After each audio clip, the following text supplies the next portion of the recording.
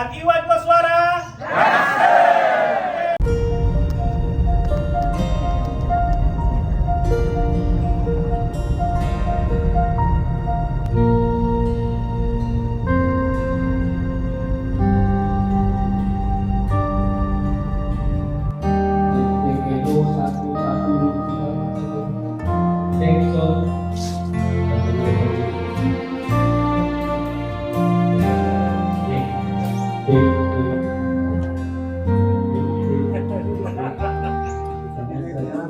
Assalamualaikum warahmatullahi wabarakatuh. Alhamdulillah sekarang kita lagi di Kecamatan Cilodong, Kelurahan Sukamaju, tepatnya di RW 15. Kita sekarang lagi mau kegiatan pengawasan penyelenggaraan pemerintah yang ada di lingkungan Kelurahan Sukamaju. Mudah-mudahan nanti kita akan coba lihat bagaimana tanggapan dari masyarakat berkaitan dengan penyelenggaraan pemerintah di Kelurahan Sukamaju. Ya, mudah-mudahan ada aspirasi juga yang bisa kita bawa untuk kita perjuangkan agar aspirasi masyarakat yang ada di Sukamaju bisa terrealisasi. Kita lihat ya.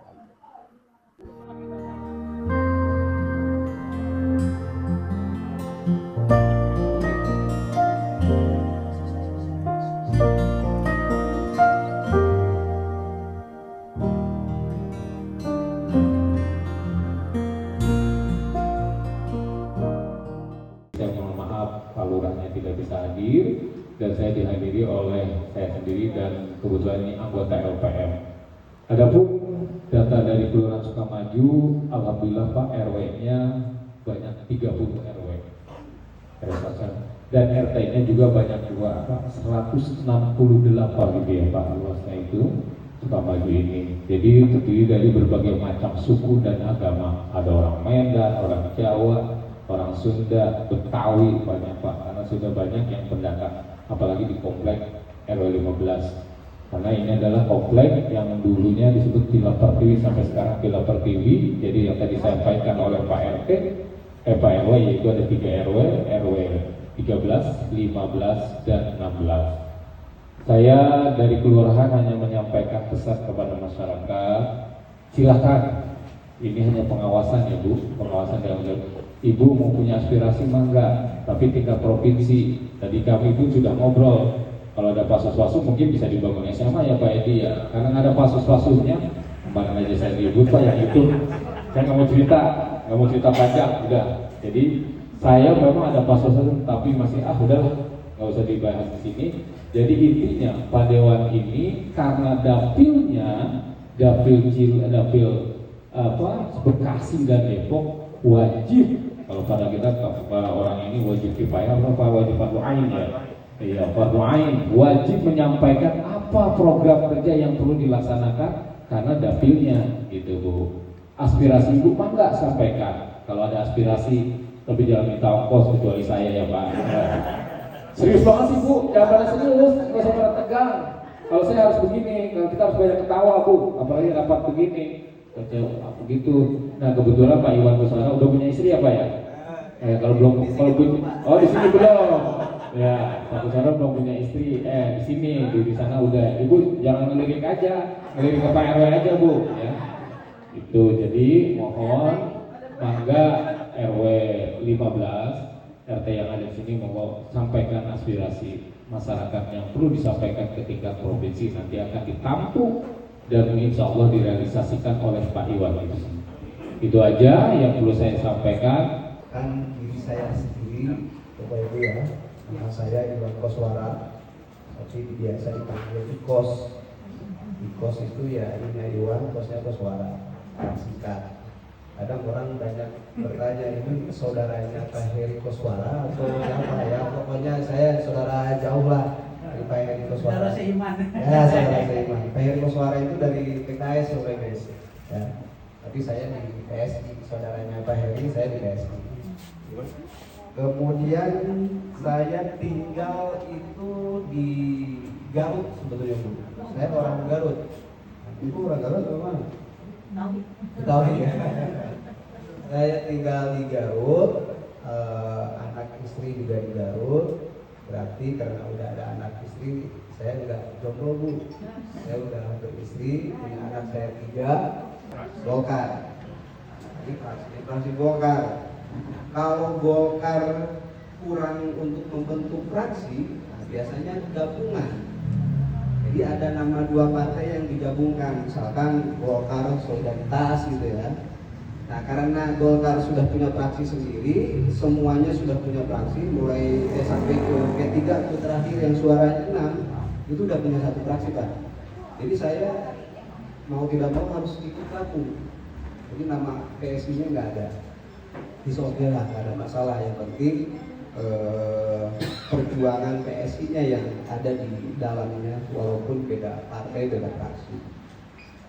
Kemudian Bapak Ibu, di DPRD juga saya masuk di Komisi 5. Komisi 5 itu yang membidangi masalah KESRA, Pak RW, kesejahteraan rakyat. Di dalamnya kita punya mitra dengan Dinas Pendidikan, itu mitra kita, kemudian Dinas Kesehatan, Dinas Sosial, Dinas Tenaga Kerja, itu masuk juga mitra kita tuh. Kemudian ada mitra kita yang khusus juga pemberdayaan perempuan. Nah, itu masuk tuh di Komisi 5 Pak. Nah, makanya mulai dari persoalan hak dasar warga masyarakat sampai ke hal kesejahteraannya, masa depannya, itu digodok Komisi 5 Pak. Makanya sering Komisi 5 itu disebut sebagai Komisi Air Mata. Orang persoalan sosial aja banyak Bu, gitu ya. Termasuk di bidangnya masing-masing. Bidang pendidikan, setiap tahun pasti ada masalah. Setiap tahun pasti itu persoalan muncul kembali karena tidak bisa dielakkan. Apa itu? Misalkan salah satunya sistem penerimaan murid baru atau SPMB. Dengan berlakunya zonasi atau domisili sekarang itu juga jadi persoalan. Dan yang saya temui anehnya itu justru juga masyarakat sendiri yang memanfaatkan kondisi seperti itu, sehingga muncul ada yang domisilinya jauh dengan sekolah, dia bisa lolos. Justru yang domisilinya dekat dengan sekolah, itu dia yang nggak lolos.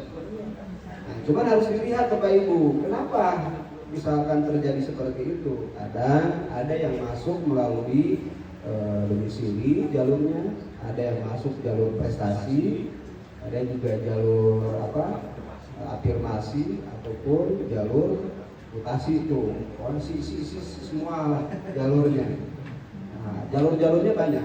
Makanya kalau anak kita pintar walaupun domisili kita jauh misalkan, maka tidak lewat jalur prestasi itu bisa ditempuh. Jadi berbagai cara bisa. Tapi kalau udah ini pinter juga, kagak anak ini gitu ya. Kemudian afirmasi juga dia mampu sebetulnya, ini nggak mampu, ini mampu nih. Kemudian juga mutasi juga enggak. Biasanya mereka itu yang banyak persoalan itu Bu. Tiba-tiba ujuk-ujuk gitu ya, dia masuk aja si anak itu. Biasanya melalui jalur belakang. Nah jalur belakang, titipan atau apalah namanya seperti itu sudah ditekankan sama Bapak Aing Bu. Tahu Bapak Aing Bu? Nah Bapak Gubernur kita nggak boleh Pak. Ada surat edaran dari Pak KDM. Jadi setiap pejabat dan atau anggota legislatif di situ disebutin Pak, itu tidak boleh menerima titipan. Saya bilang udah dipanggil Pak distrik-nya ke Komisi 5, kita kunci pintunya.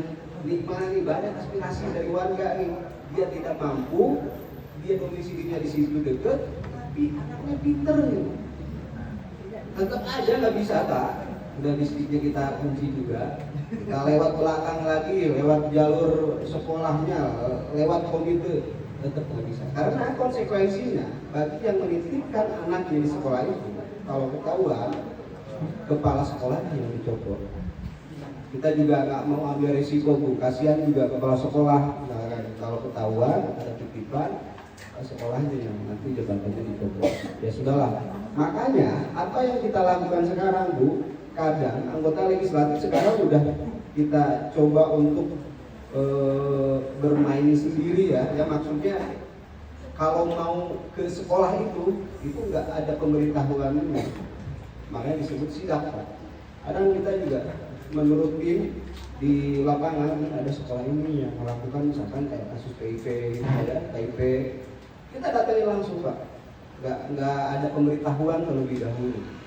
Dan itulah yang dilakukan sekarang oleh PSI ketika ada kasus-kasus PIP, KIP yang itu tidak diberikan kepada siswanya, lapor ke kita, Pak. Bapak Ibu mungkin tahu kalau sering main di medsos, ada yang namanya Gloron Alsinaga, dia waketum PSI.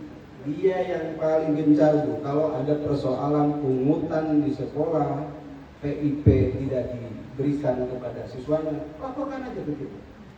Lapornya kemana nih? Kalau Depok, PRW, ada Bu Icuk, lapor ke Bu Icuk. Makanya nanti Ibu punya itu kupon ada. Nah itu ada nomor Bu Icuk, Bu. Catat aja, jadi kalau ada apa-apa berkaitan dengan sekolah, kesehatan, lapor ke Bu Icuk. Jadi Bu Icuk juga dekat dengan Pak Wakil Wali Kota, Pak Chandra. Nah, jadi kalau ada apa-apa bisa speak ke Pak Chandra nih. Ya, seperti itu. Nah kemudian Bapak Ibu, itu persoalan pendidikan. Kemudian juga yang kedua, persoalan yang paling banyak juga yang masuk aspirasi ke kita, Pak, itu berkaitan dengan masalah kesehatan. Kesehatan yang paling banyak itu berkaitan dengan BPJS sekarang ini. Apalagi sekarang kan ada BPJS yang PBI ternyata nonaktif.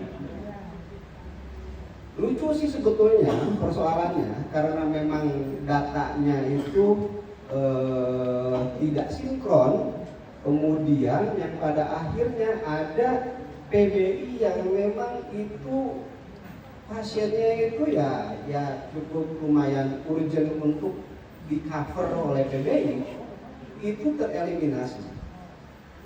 Contoh misalkan yang cuci darah itu kan harus rutin, gitu ya, yang penyakit yang seperti itu. Nah ini non aktif, PBI-nya itu dari mana?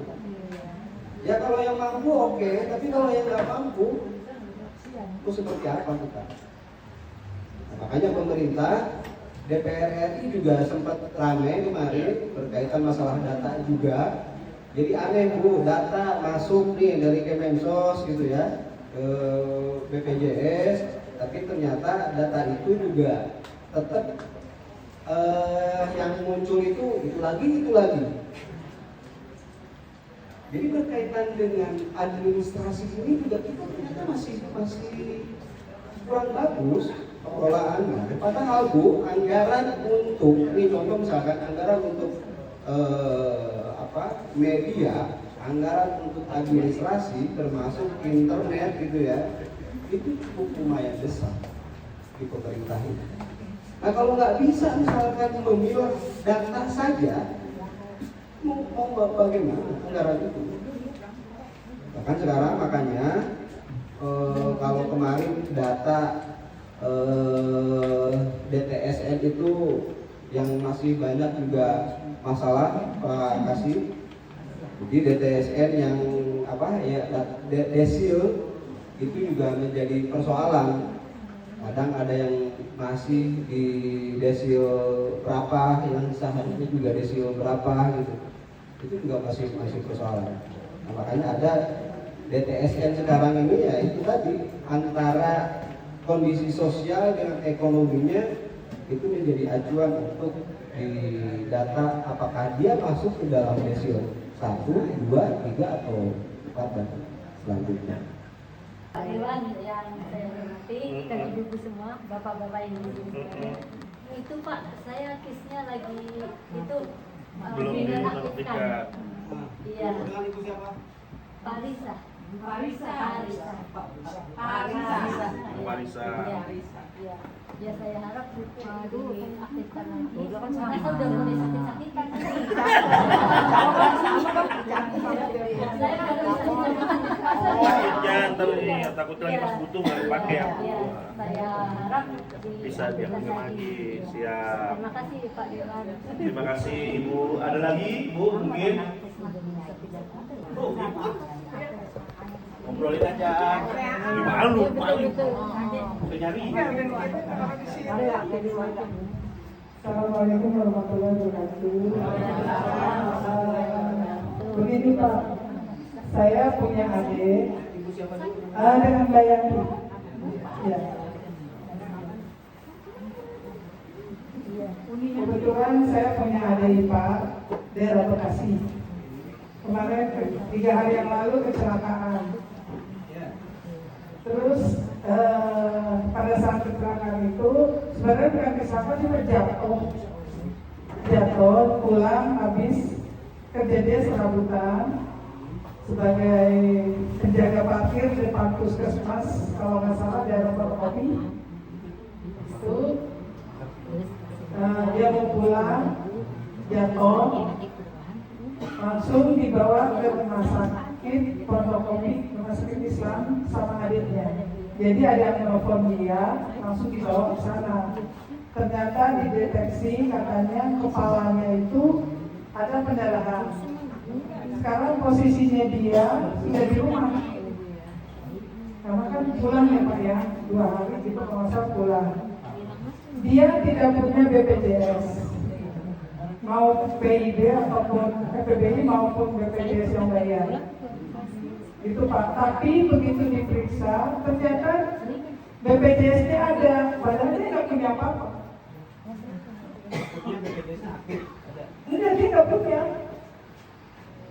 Itu menurut keterangan dari istrinya, suaminya itu nggak punya BPJS sama sekali. Belum pernah bikin. Sementara sekarang dia butuh untuk berobat. Jadi saya mohon Pak Dewan, saya minta referensi dia buat berobat itu aja. Anggarannya inilah yang lagi kondisi sekarang ini lagi ramai itu masalah. Makanya banyak yang didaftarkan ulang kembali, kan terusnya gitu. Ya udah daftar ulang lagi aja. Mungkin SKTM kemudian di input di Insos. Nah ini masalahnya didaftar ulang kembali juga ini nggak mudah. Banyak yang masih belum aktif, gitu ya. Tapi paling tidak ibu kalau udah punya nanti SKTM didaftarin ke Insos, prosesnya bisa cepat. Gitu. Tapi kalau misalkan kondisi sekarang ini saya kondisinya darurat, pengen berobat, dia tinggal datang aja ke RSUD situ. Saya KTP-nya dulu Depok. Depok aja. Jadi kalau KTP ibu misalkan Bekasi, nggak bisa Bu, Depok harus Bekasi. Itu KIS ya yang itu memang dibebankan APBD-nya itu ke kota Depok. Bekasi berarti ya kota Bekasi yang dibebankan. Ada Bu, Bekasi juga sama.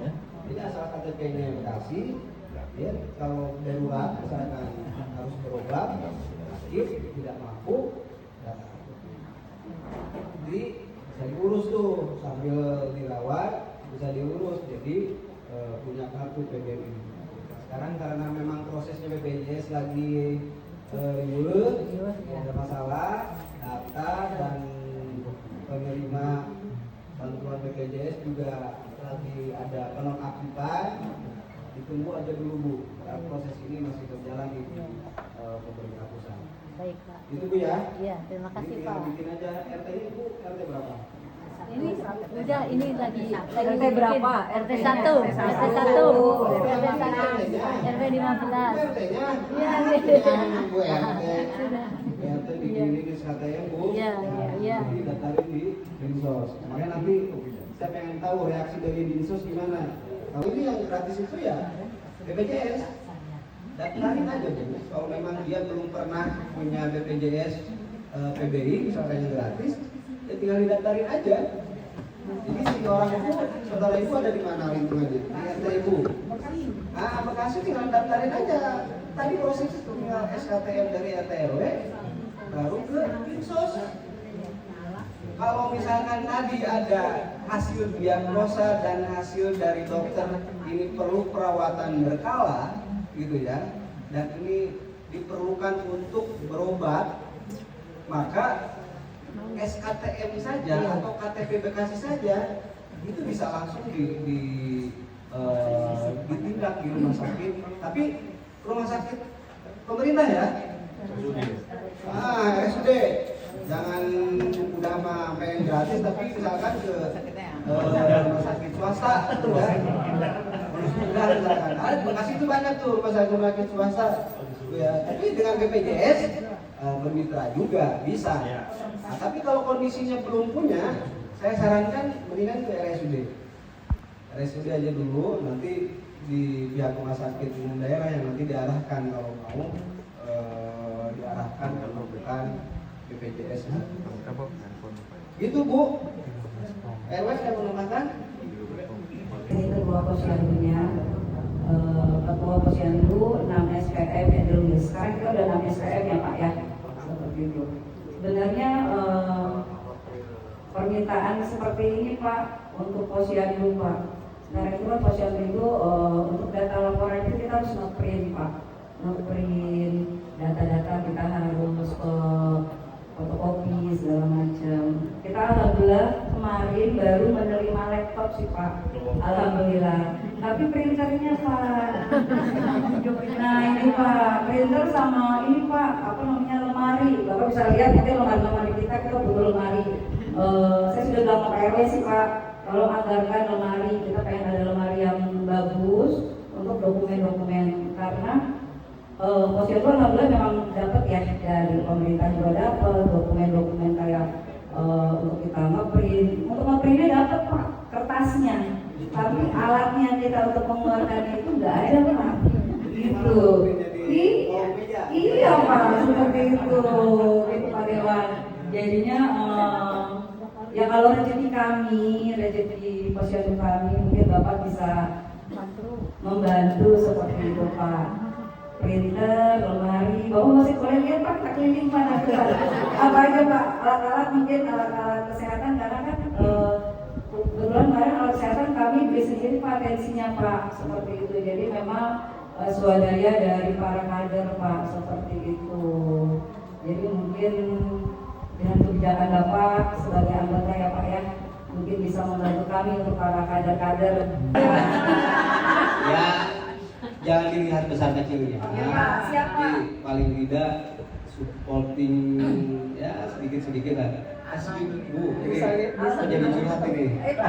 Gini, saya awal bulan itu yang menjadi aspirasi Dewan apa coba? Itu pasti tahun baruan. Itu udah luar biasa di Bekasi, Depok, dan bukan hanya Bekasi, Depok, daerah lain juga sama. Yang kenal dengan saya pasti tahun baruan dong bro, mana gitulah.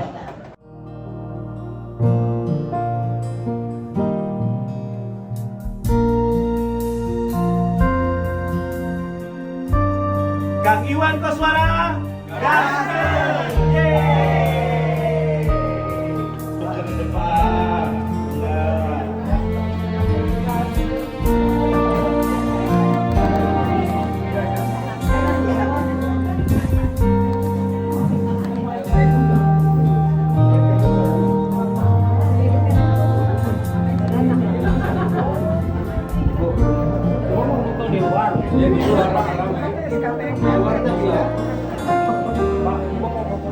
Di luar.